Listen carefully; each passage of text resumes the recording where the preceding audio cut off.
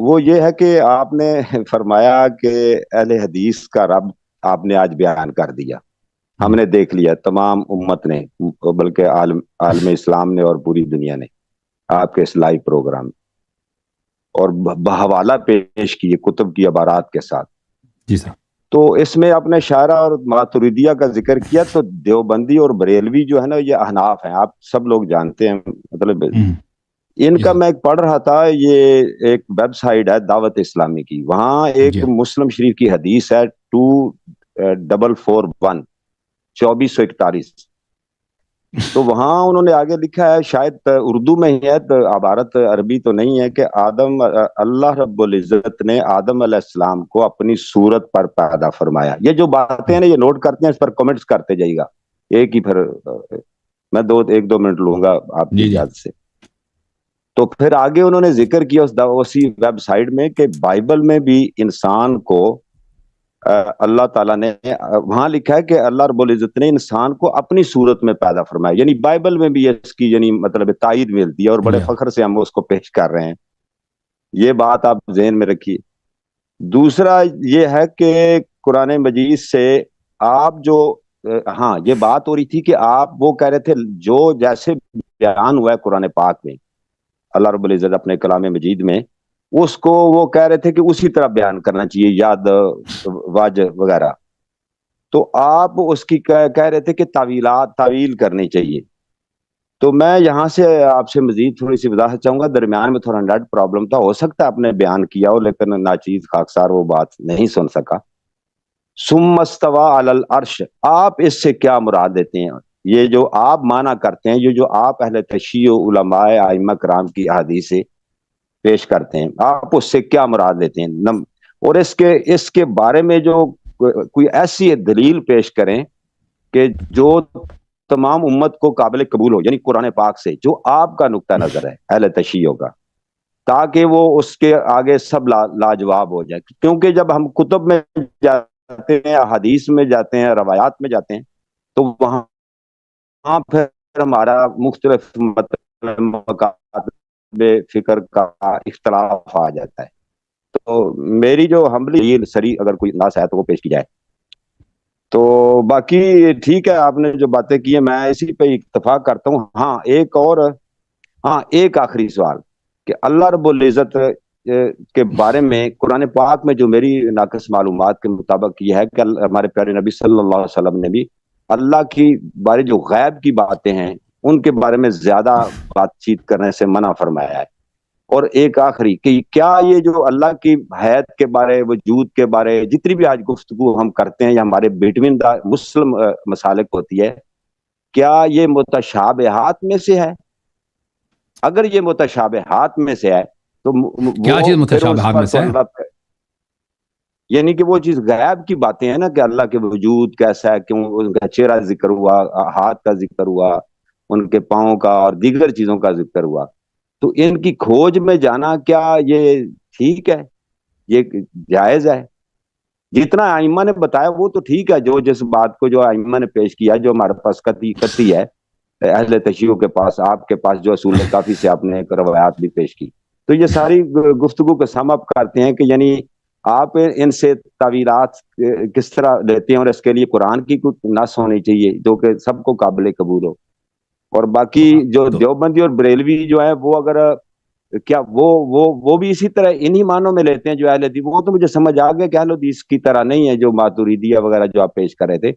تو پھر وہ اس کے بارے میں کیا وہ اہل تشیع کے ساتھ ہیں اس معاملے میں، اللہ کے وجود کے بارے میں، وجہ کے بارے میں، ید کے بارے میں وغیرہ؟ تو سن لیں بھائی، اگر آپ کا کوئی سوال رہ گیا نا تو آپ اس کو دوبارہ دہرا دیں. میں آخر سے شروع کرتا ہوں. آپ نے جو پوچھا ہے تو اس میں بلا شک بلا ریب جیسے میں نے عرض کیا ہے، میں نے کہہ دیا سر، وہ میرے تقریباً جو میرے ذہن میں آیا وہ میں نے عرض کر. ٹھیک ہے بھائی. پہلی بات یہ ہے کہ میں نے جیسے بتایا شیخ صاحب کو، اور یہ بات دلائل کے ساتھ ثابت ہے کہ ماتریدیہ کے پاس اپنے جو الہیات میں ہے، اللہ کے صفات، اللہ کے وجود پہ ان کے پاس کوئی مباحث اپنے نہیں ہیں. ماتریدیہ کے پاس یہ ماتریدی اثرات اصل میں یہ مجتہدین تھے احناف کے، سمرقند میں رہتے تھے یہ، اور ان کا اصل جو اسپیشلائزیشن تھا وہ فقہ تھا، اجتہاد فقہ میں.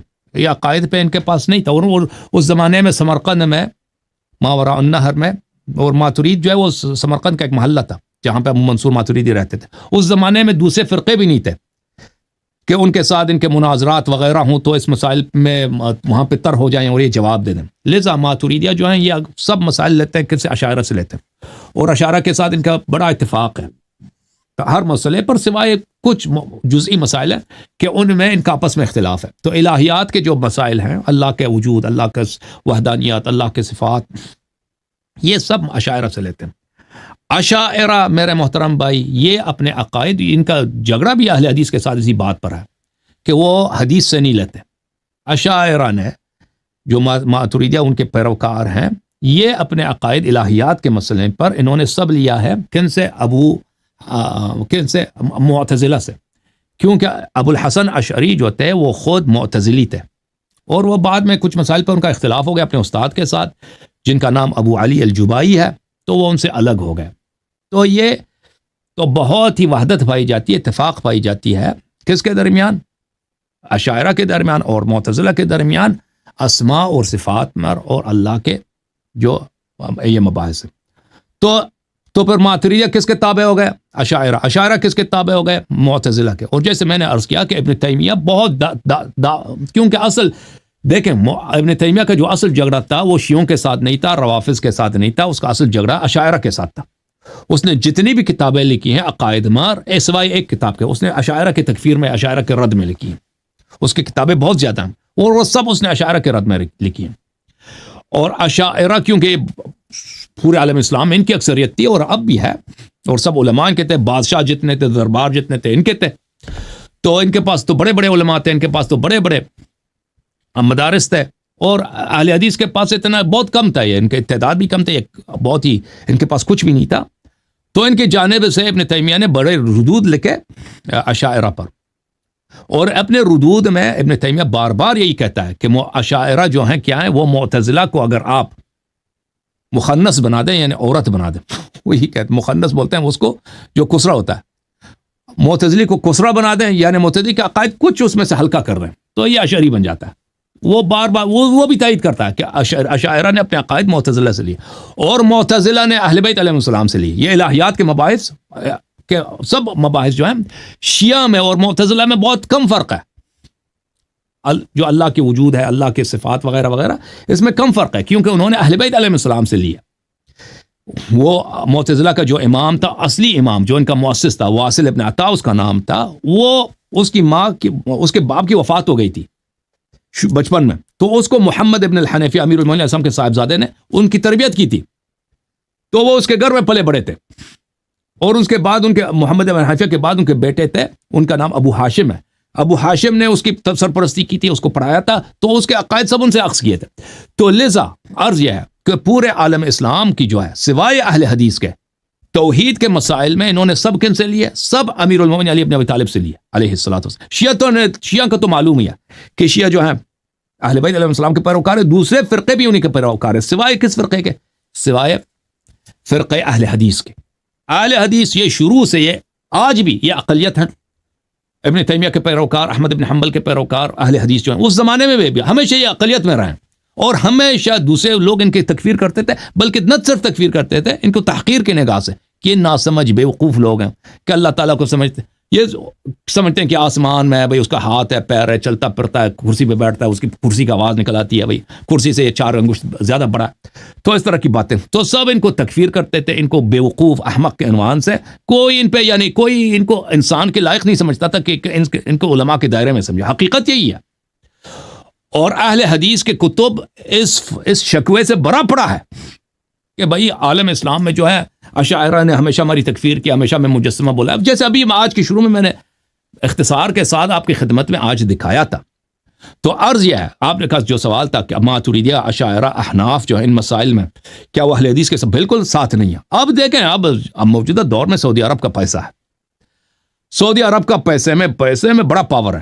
علماء جو ہیں پیسے کے پجاری ہوتے ہیں. علماء کو آپ پیسے دیتے ہیں, ان کے لیے مدرسے بنوا دیں, وہ جو بھی آپ ان سے وہ کہلوانا چاہیں وہ کہلا دیں گے. اب موجودہ دور میں کوئی 80-100 سال ہو گئے, بالخصوص پچھلے 50-60 سال میں, کہ سعودی عرب کی جانب سے کیونکہ پیسے بہت آتے ہیں, تو اب بہت سارے علماء کیونکہ ان کو خیرات ملتا ہے، صدقات ملتا ہے وہاں سے، تو یہ انہوں نے اپنی آواز دھیمی رکھی ہوئی ہے. اب یعنی احناف کے علماء یہ اہل حدیث کے مقابلے میں کہ ان کا جو عقیدہ ہے اللہ کے مطابق، یہ بالکل کفر ہے اہل حدیث کا، یہ مجسمہ، یہ ملعون. تو اپنی آواز دھیمی رکھی ہوئی ہے. اس کی ایک وجہ یہی ہے کہ پیسے کی وجہ ہے، اور پھر یہی سی پیسے کی وجہ سے اہل حدیث میں جان آ گئی ہے، ان کی تعداد بڑھ گئی ہے، ان کے پاس مدارس ہیں، مساجد شاندار ہیں، خطبہ ان کے جاتے ہیں سعودی عرب، پرورش پا کے ادھر سے واپس آتے ہیں. تو اس وجہ سے ان کی کچھ آواز ہے عالم اسلام میں، لیکن وہ پیسے کی بدولت ہے. اچھا، اور تو لیکن مخالفت ان کی شدید ہے، یعنی دونوں طرف طبقہ، ماتریدیہ، اشاعرہ اور شیعہ، اہل حدیث کو کافر سمجھتے ہیں، اور مقابلے میں وہ ان کو کافر سمجھتے ہیں. یعنی اگر آپ ان کے کتب میں جائیں، ابن تیمیہ کے کتب میں، البانی کے کتب میں، اللہ آپ کا بھلا کرے، ابن عثیمین کے کتب میں، یعنی جو بڑے بڑے ہیں موجودہ دور کے، جو بڑے بڑے ہیں، تو یہ ابن باز کے کتب میں یہ بلا شک ملا رہا ہے اشاعرہ کو، ماتریدیہ کو کافر سمجھتے ہیں، مشرک سمجھتے ہیں، کیونکہ آپ اللہ کے اسماء اور صفات کو نہیں مانتے. اللہ کہتا ہے میرا ہاتھ ہے، آپ لوگ نہیں مانتے، کہتے ہیں اس سے مراد قدرت، طاقت ہے. ٹھیک ہے نا. اچھا، یہ آپ کا پہلا سوال. تکفیر دونوں جانب سے ہے، لیکن یہ سیاست کی وجہ سے صرف شیعہ پہ جب پبلک میں آ جاتا ہے نا، تو صرف شیعہ کی تکفیر کرتے ہیں. اہل حدیث پبلک میں صرف شیعہ روافض کی تکفیر کرتے ہیں. اس کی وجہ سیاسی ہے، کیونکہ سعودی عرب اور ایران میں جو کشمکش ہے، سعودی عرب اور ایران میں جو رقابت ہے، اس کی وجہ سے صرف شیعہ کی تکفیر کرتے ہیں. لیکن یہ ان کے مدارس میں، ان کے کتب میں، ان کی یونیورسٹیز میں، ان کے علمی علاقات میں اس بات میں شک ہی نہیں کہ وہ سب کی تکفیر کرتے ہیں. اور وہ پھر بھی ان کی سیاسی مصلحت میں بھی نہیں ہے نا کہ پورے عالم اسلام کی وہ عام طور پہ کھل کے تکفیر کریں، تو ان کی مصلحت میں نہیں ہے. تو اس لیے وہ کھل کے نہیں کہتے کہ اشاعرہ ماتریدیہ مشرک ہیں، جس طرح وہ شیعہ کو کہتے ہیں. اچھا، پہلی بات. دوسری بات یہ ہے کہ ان باتوں کو سمجھنا کیا ضروری ہے. دیکھیں، وہ باتیں جس کی وجہ سے آپ کی تکفیر کی جاتی ہے، اہل حدیث آپ کو کافر کہتے ہیں، نہ صرف شیعہ کو کافر کہتے ہیں، اشاعرہ، احناف، ماتریدیہ سب کو کافر کہتے ہیں. کہتے ہیں آپ اسماء و صفات کے منکر ہیں. بھائی کس اسماء و صفات کے منکر ہیں؟ کہ آپ اللہ کو، تعالیٰ کو آسمان میں نہیں مانتے. ہم سب مسلمان یہی کہتے ہیں کہ اللہ تعالیٰ آسمان میں کوئی جسم نہیں ہے، اللہ تعالیٰ ہر جگہ موجود ہے. اور اس طرح نہیں ہے کہ کوئی جسم ہے ہر جگہ موجود ہے، کوئی روح ہے، کوئی ہوا، اس طرح نہیں ہے. اللہ تعالیٰ کوئی جگہ اس سے خالی نہیں ہے، اور کوئی جگہ اس نے فل نہیں کیا، وہ جسم ہی نہیں ہے. ٹھیک ہے نا. وہ جسمانی صفات ہی نہیں ہے کہ ایک شخص یہاں پر ہے یا ادھر ہے. یہ جو اجسام کی صفات ہے، اللہ تعالیٰ کی یہ صفت نہیں ہے. تو اس پہ تو سارے عالم اسلام کا اتفاق ہے. ٹھیک ہے. اسی صفت کو آپ کہہ دیں ان سے، وہ آپ کی تکفیر کریں گے. تو آپ کہتے ہیں اس کو سمجھنا کیا ضروری ہے؟ بلا شک بلا ریب ضروری ہے. جب تک آپ اللہ کے صفات کو نہیں جانیں گے، بھائی آپ کیسے مسلمان ہو سکیں گے؟ اسلام کا مطلب ہی یہی ہے کہ اللہ جس طرح اللہ اور رسول صلی اللہ علیہ وسلم نے بیان کی ہے، اس کو آپ سمجھ لیں اور اس کو پہچان لیں اور اس پہ ایمان رکھیں. اللہ اور رسول صلی اللہ علیہ وآلہ وسلم. اب مشکل یہ ہے نا کہ اب جماعت مخالفین دیکھیں، اشاعرہ ماتریدیہ جیسے میں نے شروع میں عرض کیا کہ یہ اپنے عقائد توحید میں حدیث سے نہیں لیتے. حدیث ان کے کام ہی، اسی لیے تو تکفیر ہوتی ہے ان کی کہ تم حدیث کو نہیں مانتے. کہ جب رسول صلی اللہ علیہ وسلم نے کہہ دیا کہ اللہ کو تکن ہوتی ہے، اللہ لیٹتا ہے، اللہ دوڑتا ہے، تو تم فخر رازی مثلا تم کیوں قبول نہیں کرتے؟ فخر رازی اپنے کتب میں اساس التقدیس وغیرہ اس کے کتب بڑے ہیں، یہ سب ان روایات کو یا تو ریجیکٹ کرتا ہے یا تو کہتا ہے اس کی تعویل بیان کرتا ہے کہ اس کے یہ معنی یہ بنتے ہیں اس کے ظاہر کے خلاف، اسی لیے اس کی تکفیر ہوتی ہے.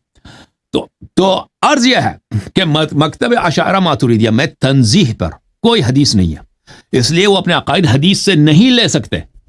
وجہ کیا ہے کہ حدیث نقل ہی نہیں کی ان لوگوں نے.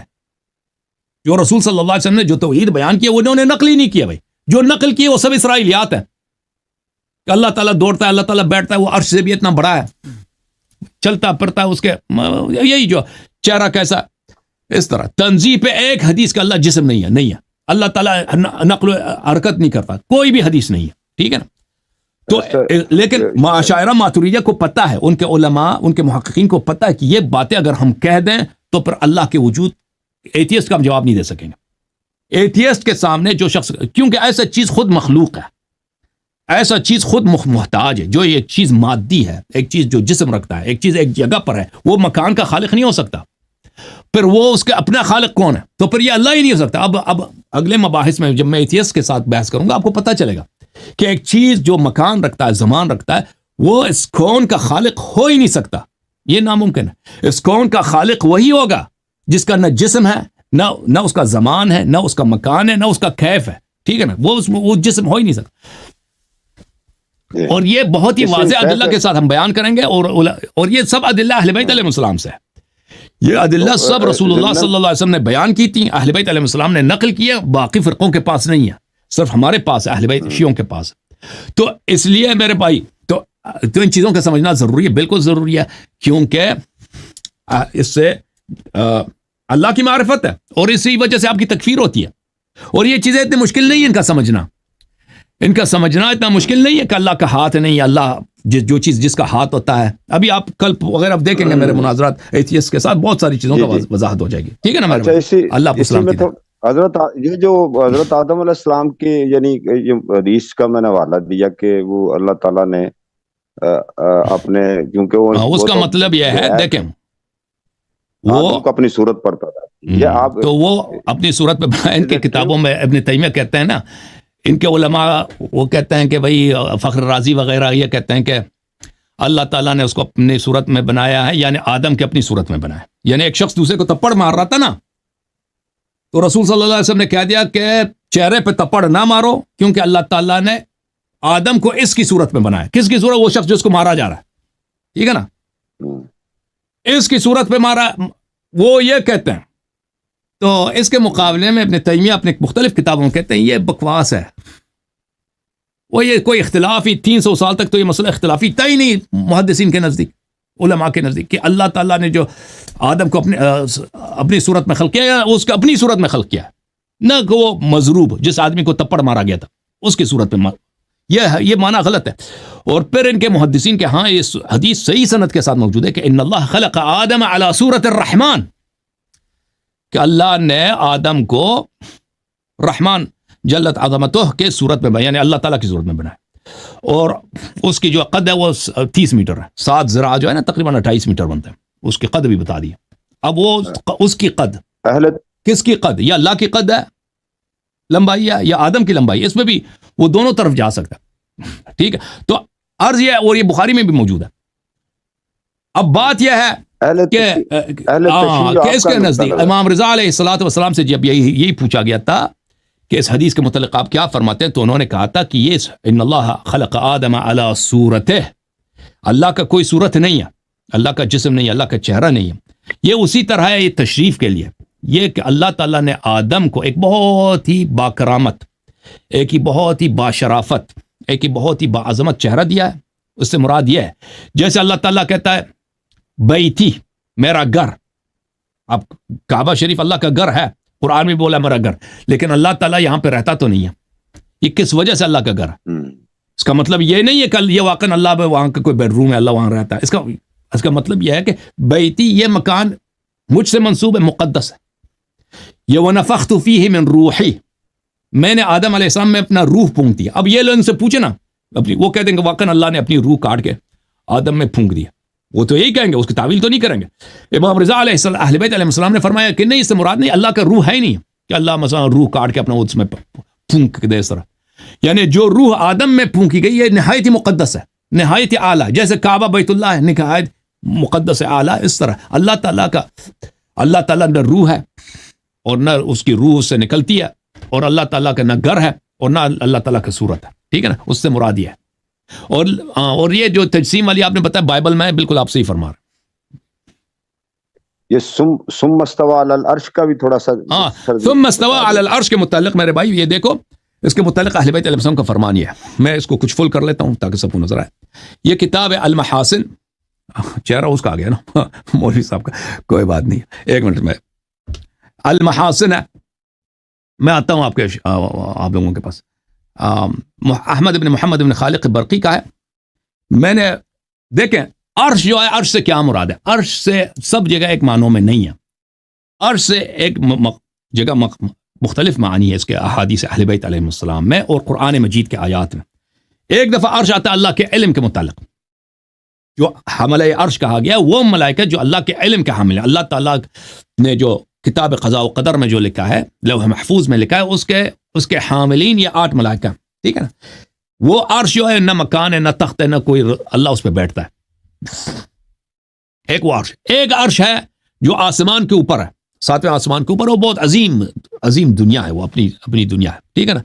وہ عرش بھی وہ عرش ہے، ایک جگہ ہے، لیکن اللہ اس پہ بیٹھتا نہیں ہے. ثم استوى علی العرش کا کیا مطلب ہے؟ اس عرش کا مطلب ہے تخت، تو اس کا مطلب ہے بادشاہت. پوری دنیا اللہ کی بادشاہت ہے. بادشاہ اپنے تخت پہ بیٹھ گیا، ٹھیک ہے نا. اس کا مطلب ضروری نہیں ہے کوئی تخت ہے اس پہ بیٹھ گیا. بادشاہ کو جب حکومت ملتی ہے نا تو کہتا ہے یہ تخت پہ بیٹھ گیا.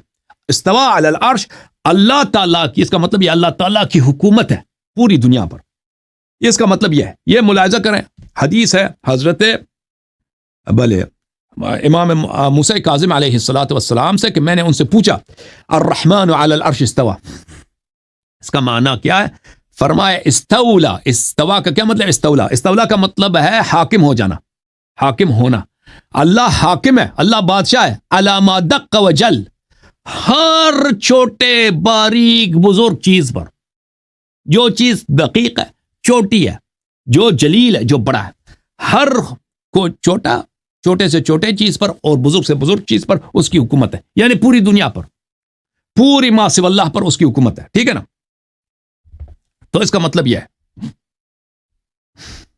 یہ کتاب تفسیر قمی لعلی ابن ابراہیم، یہاں پہ ملاحظہ کریں میرے محترم ناظرین، یہ جلد کون سے؟ جلد نمبر 2 ہے. حضرت امام جعفر صادق علیہ السلام سے میں نے پوچھا الرحمن علی العرش استوى، اس کا کیا مطلب ہے؟ استوى من كل شيء فليس شيء اقرب اليه من شيء. اللہ استوى من كل شيء فليس شيء اقرب اليه من شيء. اللہ تعالیٰ کی حکومت ہے ہر چیز پر، اور کوئی چیز اس سے دوسری چیز کے مقابلے میں زیادہ قریب تر نہیں ہے فزیکلی، جسمانی طور پر. سمجھ میں آئی نا بات آپ کو؟ یہ اس طرح مراد ہے اس کا، ٹھیک ہے نا بھائی؟ اوکے میرے بھائی، صحیح ہے. جی جی تھینک یو سر، اللہ آپ کو جزائے خیر. جی اللہ تعالیٰ آپ کو شکریہ.